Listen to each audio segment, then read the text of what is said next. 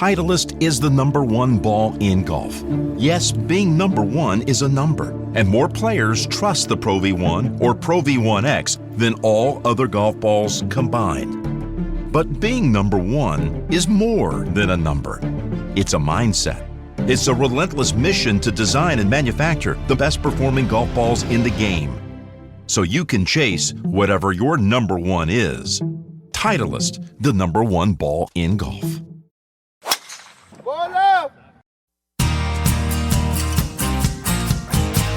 I've never seen anything like it before, and to attempt to hit the ball out of there is pure madness. The winner of the gold medal and the champion golfer of the year is Cameron Smith. This is the one that I've always wanted to win since I was a little kid. So it just feels pretty amazing to be able to get it done today. It's amazing that it's my destiny to be the first Aussie to win. Just incredible. Hello and welcome to Playing from the Tips and the 73rd episode of Golf Australia Magazine's preview and tipping podcast that covers the wide and varied world that is professional golf each and every week. Jimmy Emanuel is my name and I'm your host, doing my very best to guide and garner insights from our so-called experts with this week's topics including the 3M Open, LIV Golf UK, CPKC Canadian Women's Open with a touch of Senior Open Championship. First of the so-called experts, basically in the wake of Open Championship week, he's like an open rotor course, always there, consistent yet constantly intriguing. Who else but Rod? You've outdone yourself there, Jimmy. What a week though! What a tournament! Highlight of the golf year so far. I thought that third round. Late in the day, drivers off the deck, not getting to par fours. Drivers on par threes, just mayhem. Just magnificent, and it was a joy to watch. Speaking of the Open, Adrian Lowe continues to gallivant around the UK. So, not again on open courses like Portrush in 2019. Seemingly a one-off appearance, created a memorable experience. So we bring back, like the RNA's heading back, Michael Green from Aussie Golf and Teepster. Greenie, welcome. Hello, Jimmy. Hello, Rod. Thanks for having me again. Yes, it's good to be on that rotor sports. Yeah. Thank you. Yeah, welcome to the club, as Greg Norman said to Corey Pavin at the 1995 US Open. I think Greenie's a good Portrush. Oh, absolutely. He's brilliant. Drops in, is brilliant. Yeah. He goes away and you only have fond memories of him before he comes back. And people keep talking about it while he's away. Yeah. That's good. The only thing he doesn't have is this giant mural of Shane Lowry that I saw has been painted on the entrance gates to Portrush, which looked fantastic this morning. I sat there watching the Open on the weekend thinking, I think I really need to make an effort to get to Portrush next year. So there you go. I do reckon just on that, having been with myself and BJ, as you know, years ago, did the big trip, Scotland, Ireland and England. And Ireland is just such an amazing place. If you'd only go to one Open in your life, there'd be something to said for going to an Open in Ireland because it'll be amazing. Mm-hmm. Mm-hmm. Speaking of it, we've spoken about it a little bit, but last week, obviously, the Open was a very memorable one. Also, Nick Dunlap made PGA Tour history by winning as an amateur and a pro in the same year. What were the highlights? Picked a bad week to do it, didn't he? Yeah, picked a bad week to do it.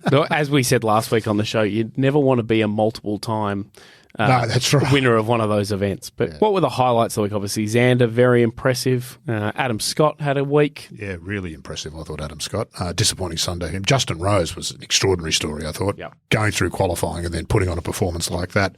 Schauffele in tough weather was...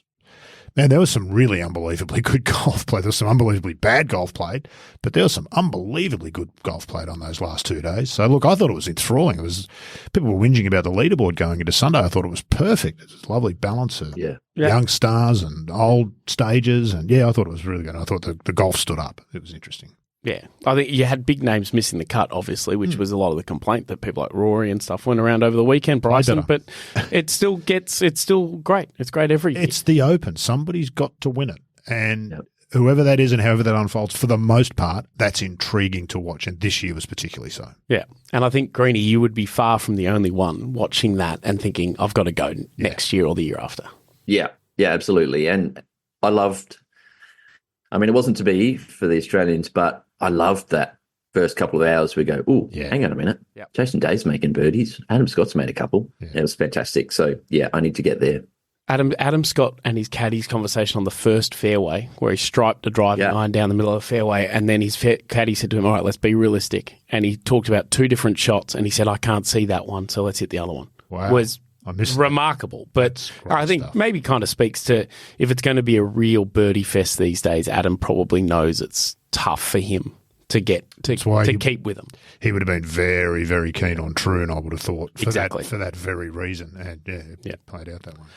Yep. Before we dive into this week, the final piece of last week's puzzle, we were much like Rory. We had a lot of miscuts on the board, but we did still manage 3 top 10s. That takes us to 96 for the year. We're on the precipice of the 100. That's impressive stuff. We'll have to have a special episode. Exactly. And we've also got 15 wins. And Rod, as you know, those are results that can't be rivaled by any golf podcast produced by yourself. That's exactly right, and shall always be the case. Exactly. I'm loyal, if nothing else. Exactly. Unless the money's better. Exactly right. Yes. Let's go into this week. And for no reason other than it's a national open, we're going to lead with the LPGA first and the CPKC Women's Open, which, Rod, you're going to talk us through. What a national open it is, though. We will start with Sponsor Watch, because I'm sure you, like me, are intrigued by the notion of what could CPKC be. Fascinating. Turns out it stands for the Canadian Pacific Kansas City Limited, a Canadian railway holding company operating 20,000 miles of rail across Canada, Mexico and Kansas in the US. The only rail company that traverses all 3 countries. There was a big takeover last year of CP, took over KC, so it's obviously been a big deal. Why they sponsor a golf tournament, I have no... How much money could there possibly be in rail? Oh, surely a lot. Surely we still send a lot of things by rail. I've got no idea. Well, perhaps in those particular, Sydney to Newcastle is probably not quite as busy as Canada to that's right, Canada to City. Mexico to the US. But there you go. And look, what a tournament is that they sponsor. So the Canadian Women's Open for a long time was known as the Jumoria Masters, the Tobacco's, and it was a major. The tobacco sponsorship sort of ended that as of 2001. The Women's British Open took over as the major in the road. But this tournament, it's always had a good, strong purse, so it's always had a really good field, and that continues to be the case this time. I always think Canadian Women's Open, the only thing I can remember is Lydia Ko winning as a 15-year-old schoolgirl in a pair of glasses in 2012 over a field that included, from memory, 19 of the top 20 ranked golfers in the world that week. And this kid, 15 years old, steps out of New Zealand and beats them all, came back the next year as an amateur and defended successfully. Just extraordinary. And I think that's a really rich part of the sort of history. So look, plenty of big names turning up this week. Lilia Vu, Minjee, Leona Maguire, Brooke Henderson, of course, who won it in 2018, which was an extraordinarily popular win. Lydia Ko, Lexi Thompson, who I was remiss in, I didn't mention last week. I'd seen it, but I simply forgot. They had Lexi Thompson Recognition Day during the Dana Open on the LPGA last week. It was an F-16 flyer. And again, what a shame on a week when there's a men's major and every other tournament struggles for oxygen. But it was remiss of me not to mention that last week, so apologies for all our LPGA fans. Now, this week, this tournament's being played at a course called the Earl Grey Golf Club. I've never come across a course named after a T, I don't think, have I? No. Might have been named after the Earl of Grey. The actual Earl himself. Maybe he was somebody, not just a T name. There's no Lipton Links getting built down in Tasmania or anything? Or? Tetley Tree Farm. So look, the course is a bit difficult to find out much about. Been part of the golf landscape in Canada since 1919. Major renovation in 2018. From my very brief research, I imagine it's borderline unrecognisable in places from what it was. It looks a bit like last week's venue at the Dana Open. Just a really lovely, pleasant members parkland golf course. A lovely place to spend time. Nothing looking architecturally amazing about it. Green grass, white sand. What are those Christmas-shaped trees that you get? Like we saw at Sahali. There's a lot of those pine, aren't they? I'm not sure, pine or fir or birch. I don't know. They're all the same to me. I only get them in slabs. So, yeah, it's got that look about it. So a really, really pleasant place. Not sure what the scoring is going to look like, but you've got a good field, so you'd expect that we'll see some good golf. Not completely dissimilar to Sahali individuals here, though nowhere near as narrow. Yeah. So if you're sort of thinking about it, that's how it looked. I mentioned some of the high-profile players teeing up. The usual suspects from that top echelon will likely be in the mix, but with a new course, none in the field really has seen it before, so there's an opportunity for some of the tour's lesser well-known players to shine. Strange in the field, Minjee, Hannah Green, Grace Kim, Steph Kiriakou, Sarah Kemp, Gabby Ruffles, Hira Naveed and Robin Choi.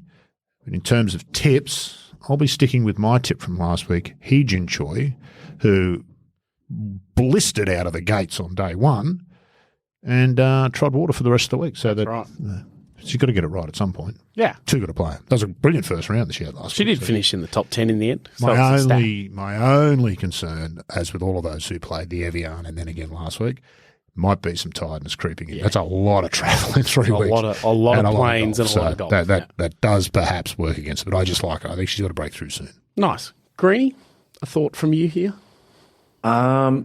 Look, sometimes I try and look around and see, is there a sort of odd recommendation for a winner? But I think I hesitate only because I think maybe you might go the same tip here, Jimmy, but I'm going to go with Brooke Henderson. I think she's on the cusp of winning again. She looked okay at the Evian and home country, home tournament. I think that's my pick for this week. It is a big Brooke fest. Oh, it's a massive, and rightfully so around her. When she won it, it was just amazing. And look, I really like Brooke Henderson. I'm a real fan of Brooke Henderson. I'd love to see her. I mean, you're not wrong, Greenie. She'll have the energy burst in reverse from playing the last 3 weeks because she's in the rest of them will be feeling tired and she'll be energised because she's at home and the crowd's so far behind. So that's a good shout, I think. I'm going to go for the person you mentioned first. I'm going to go for Lydia Ko. She's won 3 times. It's obviously a different golf course, but she also finishes in the top 10 every week. It's something about it. She gets up there. There's probably a lot of similarities to Canada and New Zealand. Yeah. She just seems to play well. She, similarly to Lexi Thompson, could be getting close to a closing run. Yeah. She said the other day she's still not sure actually what she's going to do, but she wants to win more before she's done. So I've often wondered this. I actually never got around to writing this. Do we just underrate Lydia Ko? Absolutely. What an extraordinary phenom she was. And we just, a bit like Tiger, we underrate Tiger in many ways. So you forget the incredible things that he did as a youngster. But to win at 15, still at school, on the LPGA, 19 of the world's top 20 players, I still don't believe it happened. It's like those, football game results that from 20 years ago. And every time you watch the game, you still think it's not going to happen. I'm like that with it. I still can't believe that it happened. And it's 12 years ago. 12 years ago, exactly. So she's still only 27. Yeah, exactly. Yeah. Insane. We're going to move right along. LIV Golf continues this new schedule of this year of playing a week before a major. Some of their players go play the major, then they play the week after. This time it's their UK event, which is held at JCB Golf and Country Club. More on that shortly. But Greenie, we'll go to you first. What do you make of that schedule built around majors when some of the players, the more important players, I'd argue, are then going to play 3 weeks in a row when they've previously always set their own schedules? They must have rubber-stamped it, mustn't they? You would think so. I know that, a few of the guys that played in the Open will be exhausted this week, I'm pretty sure, and maybe not necessarily feeling all that up for this, but it's probably in the contract. So let's go. It kind of makes sense to eyeballs because it's going to be, there's more people would have watched golf last week and they can follow on the back of it, and they're going to the UK, so they're in the same time zone, they're doing all that. But your top players have to have said it's okay. But week after a major, there's no way Brooks Koepka, Bryson, Mickelson, any of those guys, was it the PGA Tour still the model? None of those guys would tee up the week after a major unless there was some particular sponsored deal for it. Yeah. I can't imagine any of them wanting to do. I'm guessing that they've been convinced by management that's, as you say, there's eyeballs about. This is for the good of the product. And also that they get to just play in bursts and then they get that 4 weeks off and they can go and do whatever they want. So on the venue, JCB is a new venue for LIV, having held events like, I think, the Rose Ladies Series. I think they played the first one of those during COVID there. Designed by Robin Heisman and lies next to JC Balls and Sons, or JCB's, main manufacturing site in Rochester, I believe it is. What does JCB make? I'm not 100% sure, but it's sort of this clay-based bit of land. So they moved 500,000 tons of earth or something to build it, and also build a drainage system that could actually keep it firm and fast. But as according to the Top 100 Courses website, the goal of fashion a layout to test elite golfers to hold a similar professional tournament to the John Deere Classic that will bring the JCB brand to a wider audience. Okay. Does JCB, do they make big excavators? Yeah, I think so. Is that what I'm thinking? That's what they make. Yeah, I've just looked it up. You're right, Rod. Not unlike the John Deere. Exactly. So I would love to drive an excavator. You just want to have a go on one of those. That or a little Bobcat. You see the guys in the Bobcats doing wheelies and stuff. I'd love to have a crack at that. So there you go. Will they have the big putter like they do at the John Deere? They get the excavator and whack the big putter on the end of it? No idea. I wonder if they'll take them out to the tee in excavators. Yeah, maybe. For the Shotgun Star. Maybe. They mentioned TPC Deer Run, John Deere Classic in the great. It's a better golf course than that, I think. It's kind of a lot of water and bunkering. It's not very typically Heathland UK golf or anything like that, but it's well constructed, it's well put together. It's interesting. It's been built for a big tournament. It'll deliver big tournament golf kind of thing. Unfair to single it out, but is this not the problem for golf outside the game? If you tell a non-golfer what you've just said about how much dirt was moved and what you've done to the land to create a golf course, people will be horrified by that notion. And a part of me is also, you understand that to build golf courses requires earth moving and drainage and those things. But my goodness, when you trumpet those things as such a major achievement, it's a bit tone deaf, I think, in a world that's looking more and more closely at environmental and sustainability issues. I agree. Yeah.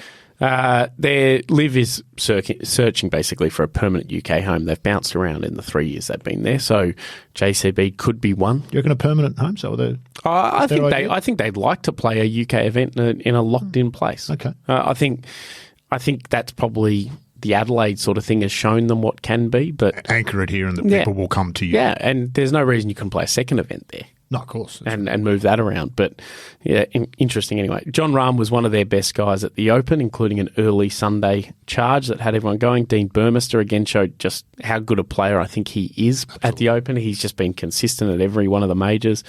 Brooks Koepka and Dustin Johnson made the weekend but failed to do much. And then there was the likes of Cam Smith and Bryson DeChambeau who missed the cut, Cam with an opening 80 that I don't think anyone saw after his Valderrama efforts. And speaking of Valderrama, Sergio Garcia, of course, had the week off last week after winning at Valderrama. So some players in form, they'll be looking to have a good week and, as I say, run off the back of that. Who do we think wins here? Greenie, you can enlighten us first. As you're speaking then, I was thinking that one or two of those, I think at least, will be up to prove themselves this week. They'll be tired, but one or two of them will do well. But I'm going to go Patrick Reed, actually. He's had the week off and he did pretty well at Valderrama. And I think he's itching to get a win again. He's fourth, I think he was, in Valderrama. So don't always love picking Patrick, but I think he's my pick this week. Hazy won't talk to you again, but that's okay. Yeah.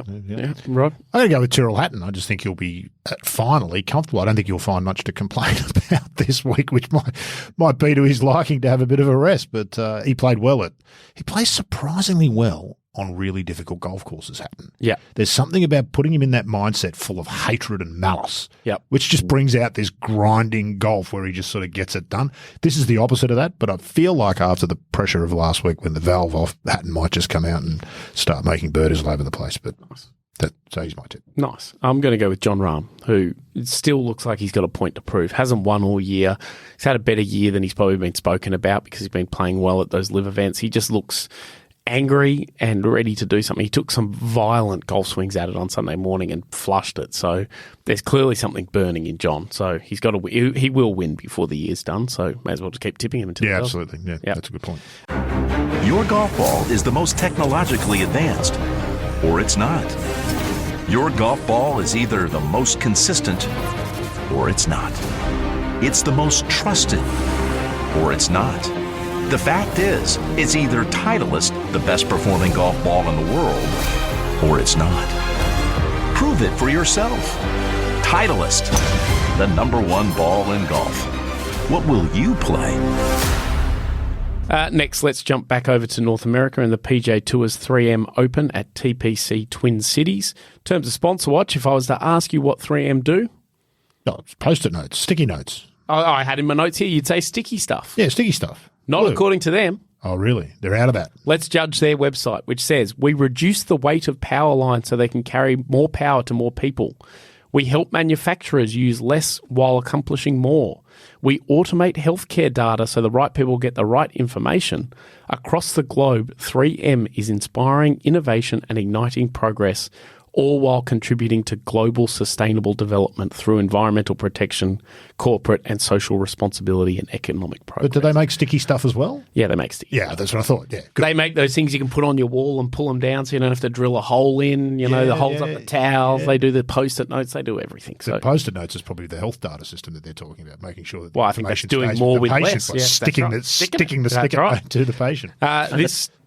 this tournament came about in 2019. There used to be a big seniors event that was a 3M sponsored event, but they kind of switched to the main tour. Did this used to be the Quad Cities Classic? Well, technically it doesn't kind of come under that, but I believe there's it's that area. There's the four sort of big cities sort of. Yeah. Because wasn't that what Tiger's first 54-hole lead gone? The Quad Cities Classic? Where he made his debut. Yeah, it was his first tournament, and he lost the 54-hole lead to Ed Fiore, in case anybody's wondering. Well done, Ed. American Lee Hodges, defending champion. He had 24 under last year at a course that's Arnold Palmer combined with Tom Lehman designed. Okay, there's a night out. This is the era of TPC courses where they'd get a local guy who'd played on tour to be the contributing architect, and Tom Lehman is a Minnesota man through and through. And so, it's sort of typical sort of stuff wraps around water and all that sort of thing. I have a feeling Lehman's actually considered reasonably okay when it comes to course design. Yeah, I think so. He's been quite busy in that state, in his home state. And I think he's done some really quite well-received courses. Yeah, absolutely.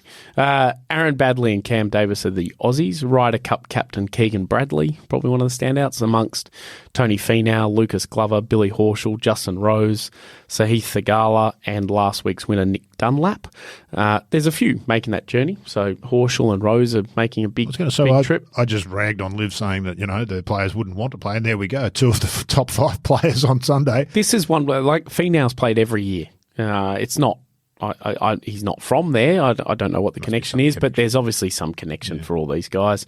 And one of the star turns from Troon, Tristan Lawrence, is also teeing it up there, who was fantastic. Wasn't he a revelation? Yeah. Well, so everyone, I think everyone who watches a lot of European golf knows he's a very good player. Yeah, I don't watch a lot of the European golf. You see the results, and obviously we do this, so you see how people have gone. So I know that he's won on the European Tour, and I know that, DP World Tour, so he clearly can play. But watching him play, that was a real pleasure, a real joy. Very different to what we consider the modern golf. He's not Dustin Johnson. No. He's more Ian Woosnam. Yeah, absolutely. That's not a bad thing. And I believe it is pronounced Tristan. Tristan, yeah. Not Tristan or Thurston, as some of the Americans seem to make mistakes. Right. Anyway, so let's get some picks. And Greenie, we'll go back to you again first. I was considering Cam Davis. It'll be very interesting to see how he goes, because he flew over to Scotland, right? And first the alternate and waited around, and hopefully he gets in it. He was pretty snarly for Cam Davis too. The quotes were very, very, very red hot for Cam Davis. Yeah. He was not happy about how it had all unfolded, not getting in the field. So I'm not sure when he went back and what his travels like this week. I'll go Tony Finau. He was on a roll until he got to Scotland, and looking really good with a whole bunch of top 10s. We'll see. I mean, it's a bit of a risk. I'm not sure how he's feeling after missing the cut, but maybe he got back early enough to get his sticky notes out and have them ready for this tournament, maybe. I can see him winning. I can see him winning if he's fresh. Wouldn't it be great if the trophy was a big sticky note? Big sticky note. Just a big post-it note? Oh, that'd be on it in pen. That'd be outstanding. And a giant check. That's fantastic. I'm going to go to you next, Rod, because I'm going to just scramble a little bit to find and Tony Finau as well. I think we all did. Look, this is a kind of one of those 50-50 picks. I think Billy Horschel will be inspired, as he should be, by his play last week. Incredibly impressive, and held on all that time. You kept waiting for the bad shot that might lead to the 8 that would be the end of it, and it never came. And he was really impressive. And I wonder whether there might be a bit of an internal change there. It's the first time he's really contended at a major, and what a time to contend at a major under what conditions. So look, either he'll be knackered and miss the cut, or he'll be inspired by his own play and all the support. He tweeted about that this morning, and he could just lift this week and on more comfortable, recognisable golf for a guy who plays he doesn't play most. He plays most of his golf on the PGA Tour, but does actually travel internationally, to his eternal credit, and plays a lot on the DP World Tour. But I think he'll be back in his comfort zone this week. So why not? If not Tony Finau, go Billy Horschel. Nice. I also had a note of Tony Finau, but I also had a note about Zach Blair, who's been kind of a revelation since coming back from injuries and building golf courses and everything like that. He's been really, really good. He seems to play well at the golf courses you'd think he'd hate. As a guy who loves golf course architecture and everything like that, he plays best at the places that he would not consider to be great golf courses. So I think Zach Blair for me this week. We're not going to go full depth on it, but finally this week, the Senior Open presented by Rolex is on, and it is at Carnoustie. So it is going to be a joy to watch for those who are in the mode of staying up late and watching golf. But worth noting as well, so Carnoustie will obviously be one of the stars. It'll be interesting to see how they set the golf course up. The final, I think, qualifying stuff was still going on, but there was already 12 Australians in the field. So the senior majors at the moment, across Kiwis, Australians and all the sort of our area, there's generally about 14 to 15. There's bigger this week because you get, as well as the guys playing in America like your Steve Allen, Stuart Appleby's and Greg Chalmers and Richard Green and everyone like that, you get Scott Hend, Peter Fowler, Peter O'Malley, Jason Norris gets in from winning the Australian Senior PGA. So huge crew, Michael Wright, all those sort of guys. So it'll be very interesting. Go Richard Green, who has carved it up in the last 2 senior majors, is just revelation. I believe it's 3 senior majors in a row. He's been in the top 3 after the first round, but hasn't quite gone on with it. But I don't think you'll find a single person in golf who's not a fan of Richard Green. 30. Still looks 30 to this day. Has not changed. In the whole time I've been covering golf, Richard Green has never changed. It's like he's not real. Green, of course, Michael Green's brother. Yeah, that's exactly right. Yeah, long lost left-handed brother. The left-handed brother. I once saw must have been a Twitter video years ago, Richard Green, trying to swing right-handed. Yeah. It was horrible. He had an air swing, then he topped a couple, and chunked a few. He just could not do it at all. I was quite amazing because most of the pros can flip it a bit and sort of make contact. He was hopeless. It was fantastic to watch. Shout out to Robert McIntyre for taking a swipe at one right-handed late in the day at 18. Like that was full-blooded. Yep. That was just remarkable stuff. Why wouldn't you? Anyway, that will just about do us for episode 73. Greenie, thank you as always, or Port Rush as we might start calling you. Thanks for your guest appearance. Give us a plug for Teepster while you're here, because I actually have used it more than before because he started a majors tipping group amongst golf media people. Okay. And I've realised that... Is it as embarrassing as they usually are? Yeah, well, thankfully, I don't think, and Greenie, you can tell me more, I don't think leaderboards are made public for people who host tipping podcasts. No, we won't do that to you, Jimmy. Needless to say, if you finished top, we would have been public. Absolutely, right? It would have been everywhere. Yeah, open the show with it. Teeps is just a website where you can create your own league with your friends and tip on the pro golf tours. Pick a player each week, and whatever earnings they get, you get. Compete against your mates, that sort of thing. How does it go, Greenie? Do you see fluctuations in the interest in it depending what's happening in golf? We've been banging on about golf's getting boring. People are turning it off. There's a real danger for golf with all this stuff at the top of it. Is that reflected in Teepster, or does having a different thing to focus on maybe keep people interested? A little bit. There's always a big surge just before the Masters, and a whole lot of people create leagues just for the majors, say. And there's usually a big surge as well, sort of at the start of January as well. So I'm trying hard to maybe get the LPGA Tour on there and have a few other options for people as well. Because of course the women's Open it's a good question. People are still, there's a whole section of the golf community still really on top of the pro tours, and they love watching it. So definitely no surprise it picks up around the majors. I went to a couple of events over the weekend, and all I get asked about is golf, and that doesn't normally happen. So it's important though in golf's beyond golf image, the majors play a much more important role than almost anything, particularly when the game doesn't have a superstar like Woods who's recognisable outside the game. There's no knock on Rory or Bryson, but these people are not beyond golf. I mean, Rory could probably walk around Sydney and he wouldn't be unrecognised, but he wouldn't be recognised like Tiger Woods would be. No, so the majors play a really important role in that. Yeah, absolutely. Yeah. Well, thank you again, Greenie. And Rod, guys. It's been a pleasure to have you in your own studio as always. Thank you, mate. It's always a joy to have you. That's not quite true, but it's mostly a joy to have you. It's mostly, yeah. When my deliveries come, I get less of a joy. You can keep up to date with all the action from these events and much more on the Golf Australia magazine website, golfaustralia.com.au, and head out and get a copy of the August print magazine, which among many other things includes Great Golfing Getaway Guide for 2024, an Olympic golf preview, which starts next week. Wow. That's the AIG Women's Open preview, which is not long after at the Old Course at St Andrews, a retrospective look at the first 6 months of the year in professional golf, and so much more. Thank you for listening, and we'll be back next week on Playing from the Tips.